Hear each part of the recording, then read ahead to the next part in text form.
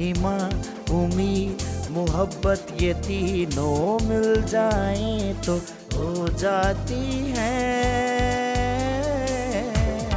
रोशन राहें, रोशन राहें, रोशन राहें, रोशन राहें, रोशन राहें।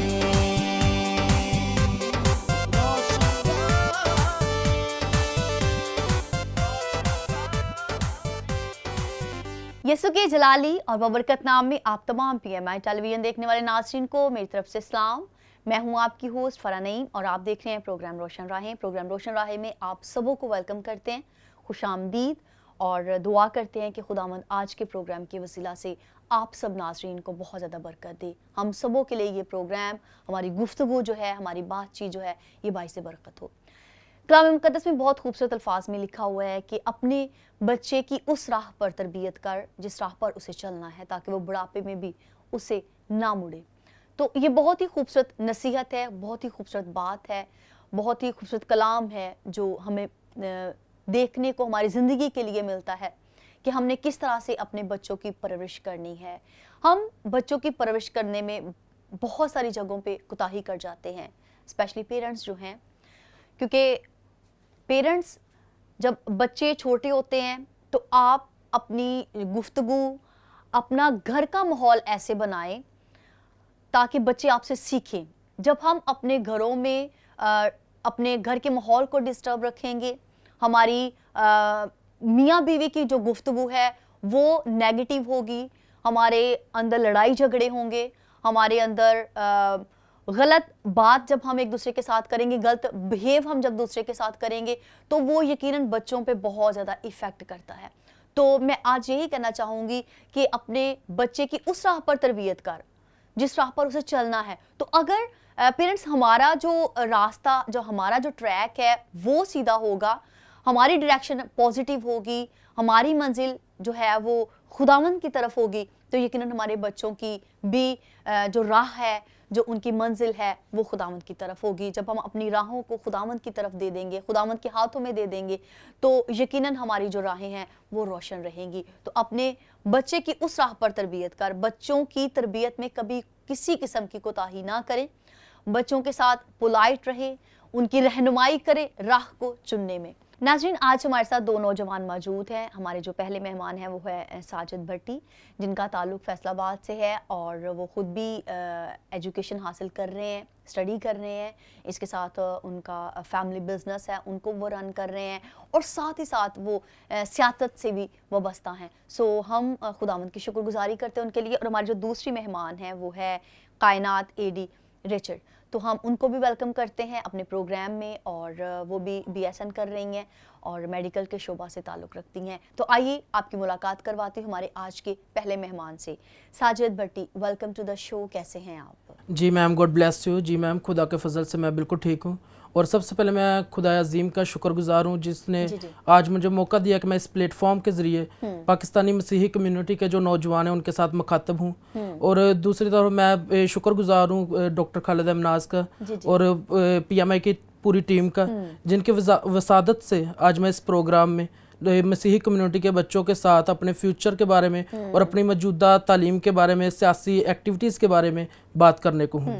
कायनात, हम आपको भी वेलकम करते हैं। Welcome to the show. कैसी हैं आप? मैं बिल्कुल ठीक, थैंक्स गॉड। आप सुनाएं, आप कैसी हैं? हाँ जी, बिल्कुल ठीक। खुदावंद का शुक्र अदा करते हैं। सबसे पहले मैं खुदावंद की शुक्रगुजारी करती हूँ जिन्होंने मुझे ये मौका बख्शा कि मैं यहाँ पर आपके साथ बैठकर यहाँ पे इंटरव्यू आपको अपना दे सकूँ, अपनी मौजूदा ज़िंदगी के बारे में और अपनी प्रीवियस लाइफ के और अपने फ्यूचर प्लान्स के बारे में आपके साथ शेयर कर सकूँ। हम आप दोनों को वेलकम करते हैं और हमारी दुआ है कि आज की गुफ्तगू जो है ये खुदावंद के फजल से बाबरकत हो और बहुत सारे लोग जो इस वक्त हमें देख रहे हैं वो भी इससे बरकत पाएं। साजिद, आपसे पूछना चाहूँगी कि आप सियासत से भी ताल्लुक़ रखते हैं, फिर बिजनेस भी आप रन कर रहे हैं अपने फादर का और इसके साथ साथ आप स्टडी भी कर रहे हैं, तो इन सारी एक्टिविटीज़ को किस तरह से आप मैनेज करते हैं?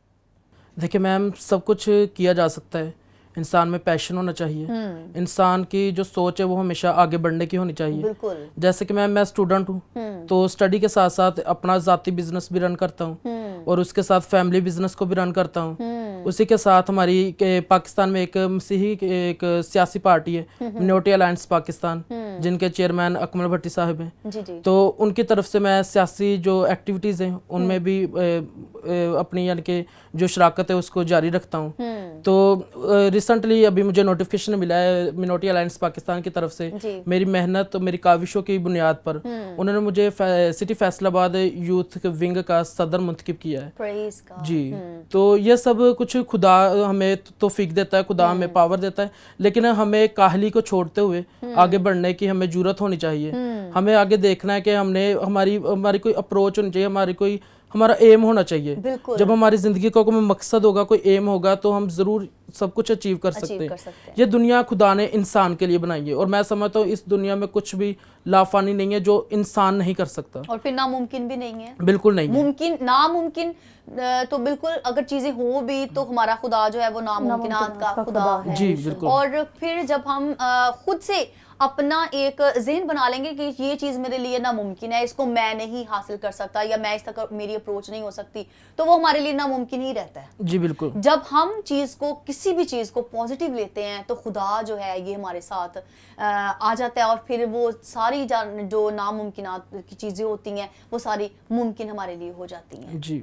तो आपकी जो अब तक की जो स्ट्रगल है, किस तरह से आपने आपके अंदर ये शौक पैदा हुआ कि आप अपना बिजनेस भी कर रहे हैं और फिर फादर का बिजनेस भी आप रन कर रहे हैं और इसके साथ साथ जो है सियासत में भी हैं, तो इन सारी चीज़ों को किस तरह से आपके ज़हन में आया कि मैं इन चीज़ों को लेकर चलूँ और इन तक मेरी अप्रोच हो?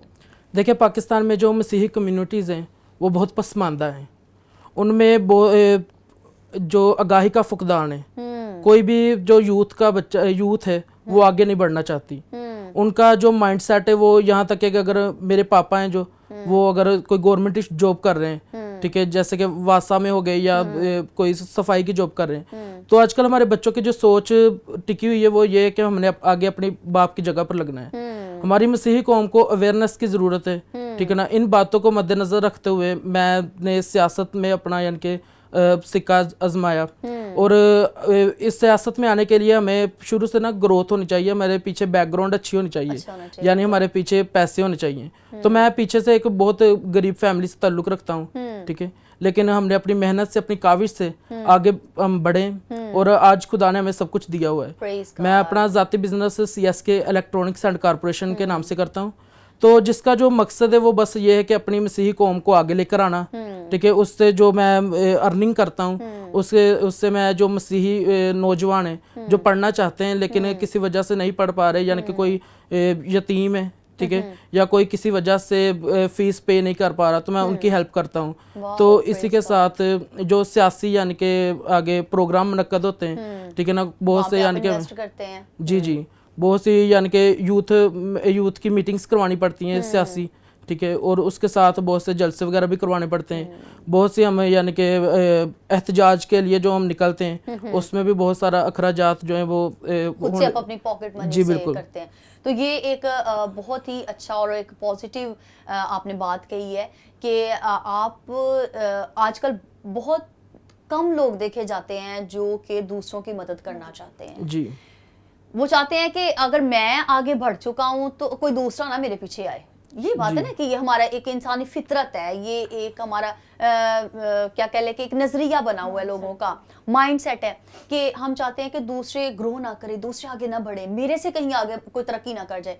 लेकिन आप बीइंग अ यंग आपने ये बहुत अच्छा स्टेप लिया हुआ है कि आप अपना छोटा सा एक बिजनेस है आपका इलेक्ट्रॉनिक, जहाँ पे आप सेल करते हैं चीज़ों को और वहाँ से जो अर्न करते हैं वो दूसरों पे इन्वेस्ट करते हैं। तो ये बहुत अच्छी बात है और खुदावंद इसमें आपको बहुत ज़्यादा बरकत दे, आगे बढ़ाए मज़ीद। कायनात आपकी तरफ आना चाहूँगी, आप अपनी स्टडीज़ के बारे में और जो आपकी मसरूफियत है उनके बारे में हमारे नाज़रीन को बताएं। मेरी मदद खुदावंद से है जिसने आसमान और ज़मीन को बनाया। अब मैं आपके क्वेश्चन की तरफ आती हूँ। तो आप पूछ रहे हैं मेरी स्टडी से रिलेटेड, बेसिकली मैं मेडिकल फील्ड से बिलोंग करती हूँ। तो मेरा शुरू से माइंड था, ब्राइट स्टूडेंट थी, पढ़ने का बहुत ज़्यादा शौक था। तो स्कूल में भी खुदावंद ने हर काम में आगे रखा। तो ये मेरे लिए बड़े एजाज़ की बात है कि मैं मेडिकल फील्ड में ही रहना चाहती थी, और एफएससी प्री मेडिकल के बाद अब जो मैं कर रही हूँ वो बीएसएन जेनेरिक है। बनना तो मैं एमबीबीएस डॉक्टर चाहती थी, लेकिन कुछ सर्कमस्टांसेस ऐसे आ जाते हैं, कुछ मैरिट इश्यूज होते हैं, मोर ओवर कुछ मतलब फैमिली बैकग्राउंड के एमबीबीएस वो उसकी फी नहीं पे कर सकते। तो इसलिए मैंने ये सोचा कि मैं बीएसएन से स्टार्ट करती हूँ, जो कि डॉक्टर से कम नहीं है, इनको इक्वल टू डॉक्टर समझा जाता है। हाँ जी, और 17th ग्रेड इसकी, मतलब जब मेरी डिग्री कंप्लीट हो जाएगी तो इसका 17th ग्रेड होगा। बहुत ज़्यादा स्ट्रगल किया है। तो अगर आज मैं इस मुकाम पर हूँ तो सबसे पहले मैं शुक्रगुजार हूँ खुदावंद की। और फिर सबसे बड़ी बात है कि हम अपने ईमान में मजबूत रहते हैं, और ये बहुत ज्यादा जरूरी है हाँ आजकल की जनरेशन के लिए, आजकल की यूथ के लिए, कि हमने अपने ईमान में मजबूत रहना है। फिर इधर मेरा मेडिकल में एडमिशन हो गया बीएसएन में। खुदावंद का शुक्र, बड़ी कॉम्प्लिकेशंस, मेरी लाइफ काफ़ी कॉम्प्लिकेटेड, बड़ी ट्रिकी सी रही है, लेकिन खुदावंद का शुक्र है, खुदावंद ने यहाँ पर भी एडमिशन दिया। मेरा जो फर्स्ट ईयर है वो कंप्लीट हो चुका है, उसका रिजल्ट आने वाला है। मैं सेकेंड ईयर की स्टूडेंट हूँ, और बीइंग ए नर्स मैं मतलब इस चीज़ को यही समझती हूँ, अर्निंग पॉइंट ऑफ व्यू से भी ये बहुत अच्छा है, लेकिन मेरा यही कंसर्न है कि अब हम मसीही हैं, हम खिदमत करने वाले लोग हैं, तो मैं अपने शोबे को, अपने जो काम है, अपना प्रोफेशन है, इसे एज ए खिदमत, हाँ जी बिल्कुल, एज ए सर्विस मैं इसे करूंगी। और ये कायनात हमारे लिए बहुत ही बाइसे बरकत बात होती है जब हम ये समझते हैं कि ये हमारी ड्यूटी है, हाँ जी, और हम उसको सिर्फ अर्निंग लेवल पे देखते हैं, तो फिर खुदा हमें बरकत नहीं देता। ठीक है, वो कहीं ना कहीं हमारी वफादारी में कुताही हो जाती है हमसे। ये कुताही है जब हम अपनी ड्यूटी को बस एज अ ड्यूटी समझते हैं, पॉइंट ऑफ व्यू से हाँ जी। तो लेकिन ये आपने बहुत अच्छी बात की है कि आपने ड्यूटी को ड्यूटी नहीं बल्कि खिदमत समझना है, और ये खिदमत खल्क है जो आपको ये खुदावंद फजल देता है कि देखो आप दूसरों की खिदमत करते हैं, लोगों को संभालते हैं। बहुत सारे डिफरेंट केसेस आते हैं हॉस्पिटल, जब हम देखते हैं तो लोग ऐसे होते हैं कि जिनको देख के आपका दिल खराब होता है, वॉमिट आती है आपको, फिर और आप परेशान होते हैं, दुखी हो जाते हैं। लेकिन ये मैं कहती हूँ कि मेडिकल का एक ऐसा प्रोफेशन है जहाँ पे मैं कहती हूँ कि खुदावंद रियली वर्क करता है, और मौजज़ात होते हैं उनके वसीला से, और खुदा उनको फजल देता है कि वो खिदमत करे लोगों की। तो अभी वक्त हुआ चलता है, बहुत ही अच्छी गुफ्तगू आप यंगस्टर से हो रही है हमारी, और यकीनन नाज़रीन बरकत भी पा रहे हैं, हमारे नौजवान बरकत पा रहे हैं इसे। तो अभी वक्त हुआ चलता है एक छोटी सी ब्रेक के बाद, नाज़रीन मिलते हैं आफ्टर द शॉर्ट ब्रेक।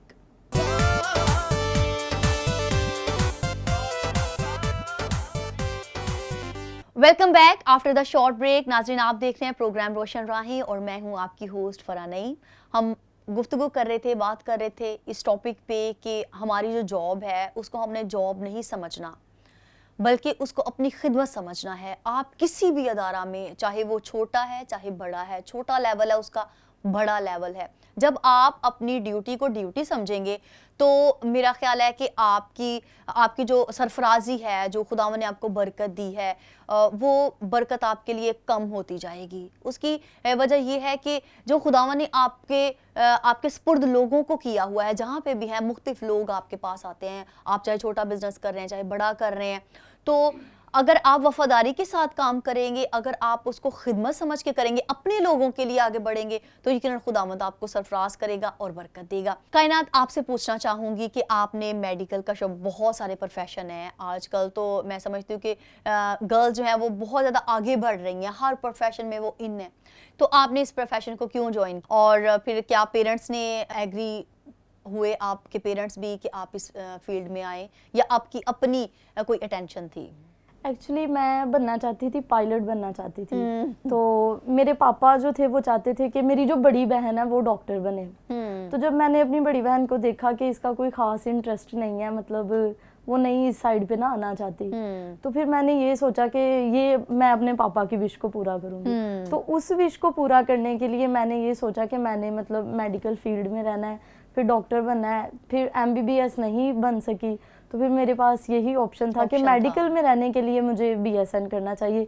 रही बात आपने पेरेंट्स की सपोर्ट के बारे में पूछा है, तो विदाउट पेरेंट्स सपोर्ट हम कुछ भी नहीं कर कुछ भी सकते। नहीं कर सकते एक बिल्कुल। तो हमारा आसमानी बाप है जो हर वक्त हमारे साथ होता है, हमें हर राह पे हमारी रहनुमाई करता है। Praise इसके God। साथ साथ हमें दुनियावी तौर पर अपने माँ बाप की बहुत ज़्यादा ज़रूरत होती है। तो आज अगर मैं इस मुकाम पर हूँ तो मैं अपने पेरेंट्स को इसका क्रेडिट पेश करती हूँ, जिनकी वजह से, जिन्होंने मुझ पे इतना इन्वेस्ट किया, उन्होंने कभी मुझे जताया नहीं कि हम तेरे पे लाखों लगा रहे हैं। या कई लोग होते हैं ना, बच्चों को जताते हैं डिसहार्ट करने के लिए, लेकिन मैं शुक्रगुजार हूँ, उन्होंने हमेशा मुझे सपोर्ट किया। बहुत वर्ड्स कंडीशंस भी आती रही हैं, लेकिन उन्होंने मुझे बोला कि नहीं बस आपने आपने पढ़ना आगे है। बढ़ना मैंने है। यहाँ तक सोचा कि नहीं मैं जॉब करूँगी थोड़ा ना अपना स्टेबल करने के लिए ना अपने फाइनेंशियल कंडीशंस, लेकिन उन्होंने मुझे हमेशा यही बोला कि नहीं आपने पढ़ना है, बस हम आपके साथ हैं। तो मैं और ये बहुत शुक्रगुजारी अच्छी करती बात हूँ। है। हाँ, बहुत अच्छी बात है जब पेरेंट्स की स्ट्रगल आपके साथ होती है और उनकी मेहनत आप हमेशा याद रखते हैं, बेशक। तो फिर आप बढ़ते जाते हैं। बढ़ते और जब पेरेंट्स आपको हमेशा जो है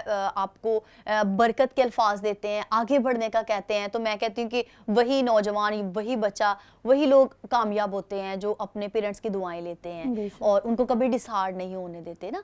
तो ये बहुत ज़्यादा ज़रूरी है। साजिद, आपकी तरफ आऊँगी। आपके जो वालिद, आप बता रहे थे कि वो प्रॉपर्टी डीलर हैं और वो प्रॉपर्टी का वर्क करते हैं, तो फिर आप बजाय के पापा के साथ बिजनेस करने के, आपका अलहदा से अपना बिजनेस हुआ है, फिर सियासत में, तो ये किस तरह से आप इन चीज़ों को मैनेज करते हैं? दरअसल शुरू से घर में जो एक माहौल रहा है वो हम टीवी चैनल्स पर टीवी जब देखते थे तो ड्रामाज, फिल्मों की बजाय ज़्यादातर हमारे घर में जो न्यूज़ चैनल्स है वो चलते थे। तो मैं देखता था कि किस तरह एक सियासतदान जो है, एक पॉलिटिकल लीडर जो है, वो अपनी कौम के मसाइल को आगे लेकर आता लेके आता है, है। उनको हकूक। और साजिद, यहाँ पे मैं यही पूछना चाहूंगी कि क्या इसकी वजह थी, क्यों आपने सियासत में आने का ये कदम उठाया? कि क्या लोगों को वाकई हकीकत में आजकल के जो नौजवान हैं या हमारे लोग हैं, उनको अवेयरनेस नहीं है बिल्कुल भी? जो उनके लिए कोटा आता है वो उसको भी बिल्कुल वेस्ट कर देते हैं, उनको नहीं लेते वो। इसकी क्या वजह है? एजुकेशन या लोगों की अवेयरनेस नहीं है? इसके पीछे जो मेन रीजन है एजुकेशन भी है और अवेयरनेस की भी कमी है। हमारी जो क्रिश्चियन कम्युनिटी है पाकिस्तान में, मैं कहता हूँ कि आधे से ज्यादा कम्युनिटी ऐसी है जिनको यही नहीं पता कि हमें 5% कोटा किसने लेकर दिया है और किस तरह से हम इसे यूज कर सकते हैं। ठीक है, हमें इस चीज की अवेयरनेस नहीं है। ठीक है, तो इस बात की हमें अवेयरनेस होनी चाहिए कि हमें 5% जो कोटा है वो शहबाज भट्टी, जो कि पाकिस्तान के बहुत बड़े कायद रहे हैं इन फ्यूचर मसीही कम्युनिटी के, तो इसी तरह जो अभी उनकी जो पार्टी है उसको आगे लेकर चल रहे हैं जनाब अकमल भट्टी साहब, तो वो भी उस पार्टी को उसी तरह सियासी पावर के साथ आगे लेकर चल रहे हैं। ये वो केसेस हैं जिनकी बुना पर हमें पाकिस्तान में और ज्यादा पसमानदा किया जा रहा है। इन केसेस को मैं देखता था। ठीक है, मैं देखता था कि आए दिन किसी कॉलेज में, किसी भी तालीमी इदारे में या किसी और अदारे में हमारी क्रिश्चियंस लड़कियों के साथ, लड़कों के साथ गैर मुनसफाना रवैया अख्तियार किया जा रहा है और उनको बराबर के हकूक दिलवाना, उनके साथ एक बराबर का शहरी होने का उनको हक दिलवाना, यही मेरा बुनियादी मकसद है। उनके लिए आवाज़ उठाना चाहता हूँ और आगे उनको यानी कि लेकर चलना चाहता हूँ और उन्हें सियासी तौर पर, फाइनेंशियली तौर पर, मेंटली तौर पर, फिजिकली तौर पर उनको ना आगे बढ़ाना चाहता हूँ। मैं चाहता हूँ कि वो अवेयर हों, वो हमारे मुआशरे के साथ मुताबिकत रखना देखें। तो साजिद, मैं आपसे पूछना चाहूँगी, आपका जो पर्सनली बिजनेस है, आप इलेक्ट्रॉनिक का बिजनेस कर रहे हैं और वहाँ पे कौन सी चीज़ों को आप सेल आउट करते हैं? और इस बिजनेस को स्टार्ट करने का जैसे आपने मकसद बताया कि लोगों की हेल्प करना है, नौजवानों की हेल्प करना है, उनकी स्टडीज़ में किसी ना किसी तरीके के साथ, वो आप पर्सनली जानते हैं। तो क्या वहाँ पे आप सेल करते हैं? और मैं ये क्वेश्चन करना चाहूँगी, क्या ये लोगों के लिए ईजी है इंस्टॉलमेंट पे चीज़ें लेना या नहीं? देखिए, इस बात को मैं कुछ इस तरह से लूँगा कि पहली बात तो ये, मैंने यानी कि ये बिज़नेस जो स्टार्ट किया है उसके पीछे जो कुछ रीज़न थे कि एक तो मैं जब पॉलिटिकली तौर पर आगे बढ़ूँ तो मुझे कोई भी फाइनेंशियली तौर पर वीकनेस फील ना हो। दूसरा ये कि वो क्रिश्चियन लड़के लड़कियाँ जो टैलेंट हैं उनमें, वो पढ़ना चाहते हैं लेकिन किसी वजह से आगे नहीं बढ़ पा रहे, वर्थी इश्यूज़ की वजह से वो आगे नहीं बढ़ पा रहे, उनकी मदद करना। और ये मेरा जो कारोबार है, इसका जितना मैंने एक्सपीरियंस किया है, आजकल लोगों ने इसे एक ढोंग समझ लिया हुआ है। जैसे कि अगर किसी का बिल जो है वो ज़्यादा आ जाता है तो वो क्या करता है कि ये नहीं करता कि वो 4 दिन काम करके अच्छे तरीके से तो फिर मेहनत करके। बिल पे कर ले। वो क्या करता है, मेरे पास आता है शॉप पर, मुझे कहता है कि मैंने मोबाइल लेना है। वो मोबाइल जो 40,000 का होता है, ठीक है, वो 60,000 रुपये में इंस्टॉलमेंट पर लेता है, और उसे लेकर वो 40,000 रुपये जिसकी इनवाइस प्राइस होती है, उसे वो 30,000 रुपये में 28,000 रुपये में सेल करके फिर बिल पे करता है। देखिए उससे जो हासिल हुआ वो सिर्फ 28,000 रुपये हुआ, और जो उसने आगे मुझे पे करने वो 60,000 रुपये। इस तरह से लोग और पसमानदगी की तरफ जा रहे हैं। बिल्कुल। आजकल लोग ऐसा होता है कि हम अपनी बेतुकी सी शो के लिए बहुत इस तरह के मसाइल में घिरे हुए हैं। जैसे कि किसी की शादी आ जाती है, हमारी जेब हमें इस चीज की इजाजत नहीं दे रही कि हम उसे शादी के हर फंक्शन के लिए जोड़ा तैयार करवाएं। तो हम क्या करते हैं, कारपोरेशन पर जाते हैं, वहां से चीज बाय करते हैं, चीज बाय करके उसे सेल करते हैं, और काफी घाटे में उसे सेल करके अपनी ये जो फजूल की आसाइशें उनको पूरी करते हैं। तो बेसिकली तौर पर हमें इस चीज की भी आगाही होनी चाहिए, क्योंकि बाइबल मुकद्दस में हमें कर्ज जैसी लानत से दूर रहने की तजवीज़ की गई है। तो लेकिन अगर जब हम इस तरह कर्ज के नीचे मजीद दबते जाएंगे, इसी के साथ ये मेरा जो कारोबार है ये सूद में नहीं आता, ये हुकूमत पाकिस्तान के जो कानून है उनकी पासदारी करते हुए ये कारोबार है।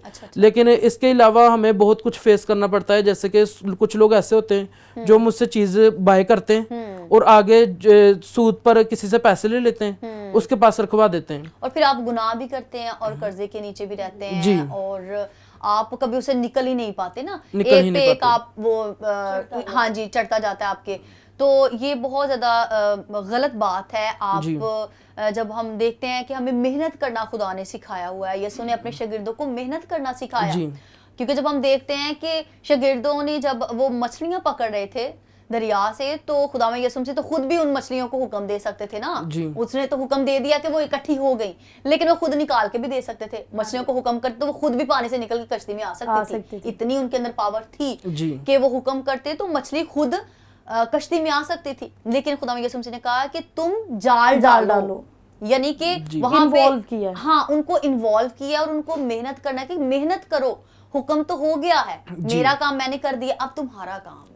तो उन्होंने उस पर अमल किया। तो ये बहुत ज़्यादा ज़रूरी है कि जब हमें कलाम मेहनत करना सिखाता है, हमारे अगर हम अपने पेरेंट्स को देखते हैं, जो वालिद है वो कहीं वासा में जॉब कर रहा है, गवर्नमेंट उसकी जॉब है, तो वो चाहेंगे, पेरेंट्स चाहेंगे कि मेरा बेटा भी इसी जॉब पे आए, इसी लाइन पे आए, बजाय कि उसकी अच्छे तरीके के साथ रहनुमाई करने के कि बेटा मैं तो इस जगह पे हूँ लेकिन तुमने नहीं आना, तुमने कोई और काम करना है, इससे निकल।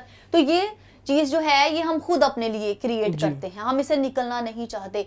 क्या कहना चाहेंगी आप कायनात इस बारे में? बात भी यही कहना चाहूँगी कि जो हमारे पेरेंट्स हैं उनको हमें चाहिए कि बच्चों को इस तरीके से गाइड करें कि अगर हम ऐसी ज़िंदगी बसर कर रहे हैं या हमने किसी के अंडर रह के काम किया है, तो आप लोगों को चाहिए कि आप बहुत ज़्यादा मेहनत करो, अच्छे तरीके से अपनी एजुकेशन जो है एजुकेशन जो है उसको कंप्लीट करो, और अपना एक माइंडसेट करो कि मैंने इस जगह पर जाना है। अब अगर आपका फादर किसी के अंडर काम कर रहा है तो बच्चों का ये माइंडसेट होना चाहिए कि मैंने उस जगह पर जाना है जिसके अंडर, हाँ जी, जिसके अंडर मेरा फादर काम कर रहा है, ताकि हम इन सब चीज़ों से बाहर आए। हमारी एक अपनी पहचान है, तो हम एक शाही घराने से ताल्लुक़ रखते हैं। हमारा जो यीशु मसीह है, जीसस क्राइस्ट जो है वो किंग ऑफ द किंग्स हैं, तो अगर हम उसकी नस्ल हैं, उससे हैं हम लोग, तो हमें भी यही अपना माइंडसेट रखना चाहिए कि हमने गुलामी की ज़िंदगी नहीं बसर करनी, बल्कि हमने एक ऐसे मुकाम पर जाना है कि लोग हमें देखकर इंस्पायर हों और वो भी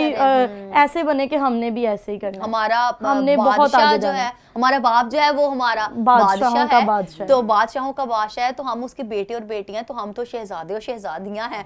तो साजिद आप एक छोटा सा मैसेज जो इस वक्त नाजरीन आपको देख रहे हैं उनको क्या देना चाहेंगे? मेरा आज जो पाकिस्तानी अक़लियतें हैं, हमारे क्रिश्चियंस भाई हैं, यूथ हैं, उनके लिए यही यानी कि पैगाम है, हमें कोई बाइज़्ज़त शोबा इख्तियार करना है कि खुदा ने हमें आज़ाद पैदा किया है, आज़ाद रखा है, और हम फिर यार वही गुलामी में जाते हैं। तो हमें उस गुलामी से बाहर आना है और अपनी एक बुनियादी शनाख्त जो है उसे आगे लेकर बढ़ना है। हमें पाकिस्तान में एक अपनी अलहदा शनाख्त को जाहिर करना है। हमें बताना है कि क्रिश्चियन जो हैं उनके साथ उनका जिंदा खुदा खड़ा है, ठीक है, और जिंदा खुदा हमें कभी भी गिरने नहीं देता, बल्कि हमें और ज्यादा आगे बढ़ने की तौफीक देता है। तो इसका एक ही वाहिद जरिया जो है वो स्टडी है, ठीक है। आगाही है। और चर्चिज़ में जो आपको पास्टर्स जो कलाम सुनाते हैं उनके साथ जो आगाही आपको होती है वो इसके लिए बेसिकली ज़रूरी है, जिसके साथ आप पाकिस्तान में आगे बढ़ सकेंगे और अपनी मसीही कौम का नाम रोशन कर सकेंगे। कायनात, आप क्या मैसेज देना चाहेंगी? हाँ, मैं ये मैसेज देना चाहूँगी कि जो खुदावंद का कलाम है हमारे कदमों के लिए चिराग, हमारी राह के लिए रोशनी है। और आज का जो हमारा प्रोग्राम है उसका भी नाम रोशन राहें है, तो हमें इस रोशनी में चलने की ज़रूरत है। पहली बात तो ये है, एज ए यंगस्टर मैं जितनी भी यूथ मुझे देख रही है, मैं यही मैसेज देना चाहूँगी कि हमें डेली खुदावंद का कलाम पढ़ना चाहिए। हमें जब हम बाहर जाते हैं अपनी एक्टिविटीज़ के लिए, हमें अपने आप को खुदावंद यीशु मसीह के खून मुकद्दस में छुपाने की ज़रूरत है। और हमें ये कहना चाहिए कि खुदाया मैं जो करूँ तेरी पाक मर्ज़ी के मुताबिक करूँ, क्योंकि जो हमारे खुदा की मर्ज़ी है वो कभी भी गलत नहीं हो सकती।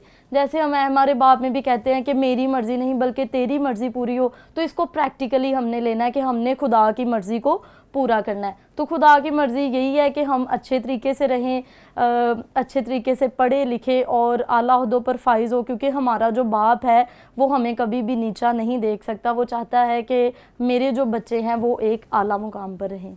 कायनात, बहुत ही खूबसूरत मैसेज आपने दिया, साजिद आपने भी। और यकीनन जब हम ये कहते हैं कि खुदावंद मेरी मर्जी नहीं बल्कि तेरी मर्जी पूरी हो, हर काम में अपनी ज़िंदगी का ये असूल बना लें।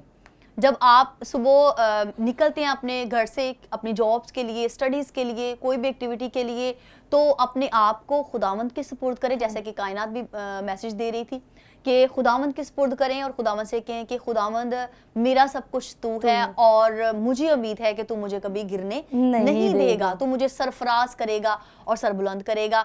नाज़रीन, हमारे प्रोग्राम का वक्त ख़त्म हुआ चलता है और उम्मीद करते हैं कि आज का जो प्रोग्राम है, आज की जो गुफ्तगू है वो आप सबों के लिए बाइसे बरकत होगी। खुदावंद का शुक्रिया अदा करते रहा करें, हर वक्त हर बात में खुदावंद का शुक्रिया अदा किया करें और अपनी मर्जी को नहीं बल्कि खुदावंद की मर्जी को लें और खुदावंद से कहें कि खुदावंद मेरी राहों को रोशन कर। खुदावंद आपको बहुत ज़्यादा बरकत दे, खुश रहें हमेशा और खुशियाँ बांटते रहें। God bless you.